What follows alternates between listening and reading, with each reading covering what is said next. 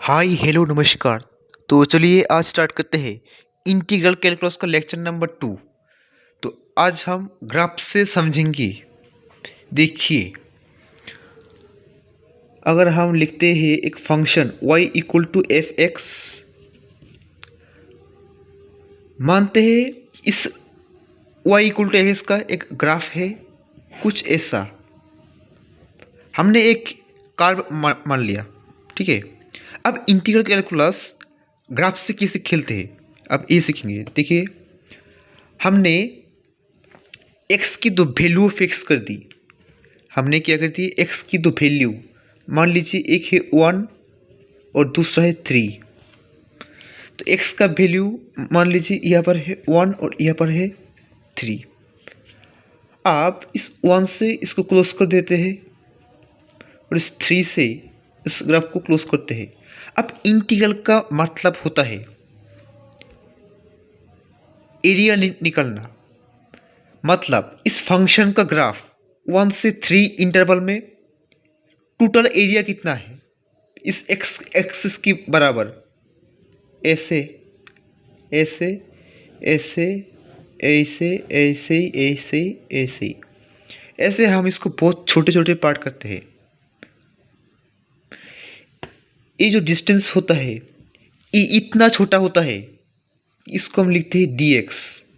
मतलब dx tense to 0, मतलब इसका डिस्टेंस करीब करीब 0 के बराबर है और उसका लेंथ होता है y।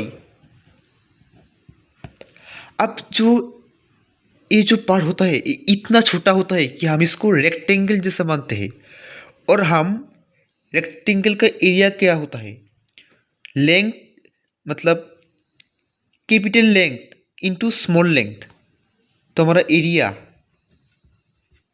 एरिया क्या होता है y इंटू डी एक्स। अब हम क्या करेंगे, देखिए हमारे पास y इंटू डी एक्स इस छोटे वाले पार्ट की एरिया है। अब हम क्या करेंगे 1 से 3 तक इंटरवल में इसका टोटल एरिया निकालेंगे। तो हम क्या करेंगे इस तरफ, अब हम करेंगे इंटीग्रल y dx और इसका लिमिट क्या होगी 1 से 3, लोअर लिमिट 1 और अपर लिमिट 3। ऐसे हमारे पास बहुत से फंक्शन होती है।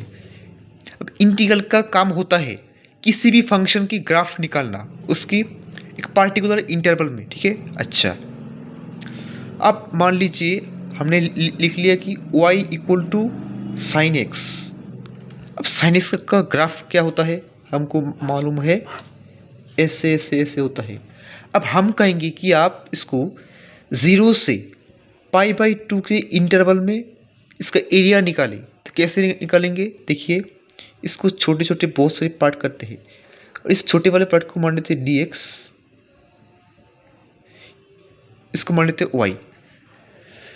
तो टोटल एरिया क्या होगा हमारा इंटीग्रल y dx। लिमिट कहाँ से कहाँ, x का वैल्यू 0 से π/2, ठीक है। तो y क्या होता है साइन x, लिखा दिया है 0 से π/2। अब साइन x का इंटीग्रेशन होता है माइनस कोस एक्स।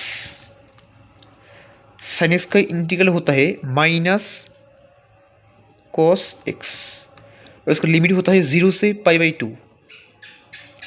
अब कोस π/2 का वैल्यू होता है 0, मतलब -0 माइनस और कोस नहीं, कोस π/2 का वैल्यू होता है 0 और कोस 0 का वैल्यू होता है 1। यहाँ पर कोस 0 होता है, यहाँ पर माइनस है तो -1। तो इसको ओवरऑल वैल्यू आ जाएगा हमारे पास 1। इसका मतलब साइन एक्स का ग्राफ 0 से π/2 तक इसका टोटल एरिया है 1 यूनिट स्क्वायर। ऐसे हमारे पास बहुत से फंक्शन होते हैं, जैसे कि logarithmic function, exponential function, algebraic function, trigonometric, inverse trigonometric function की ग्राफ अलग अलग होती है। तो उनकी लिमिट से हम की ग्राफ भी बनाते हैं। जैसे कि मान लीजिए हमने दे दिया y equal to x square, ये होता है पैराबोला का ग्राफ। तो इसका ग्राफ तो बहुत ही सिंपल है, ऐसा होता है। अगर मान लिया हमने एक वैल्यू दे दी, x की वैल्यू 1 से 3 तक, तो आप इसे छोटे छोटे पार्ट में डिवाइड करेंगे, फिर इसके वाई डी एक्स मतलब एक्स स्क्वायर डी एक्स को इंटीग्रेशन करते हैं और 1 से 3 लिमिट बता के इसका आंसर सॉल्व कर दिए। तो आज के लिए इतना ही। हम नेक्स्ट वीडियो में जानेंगे कि basics formula of integral calculus. तो आज के लिए इतना ही।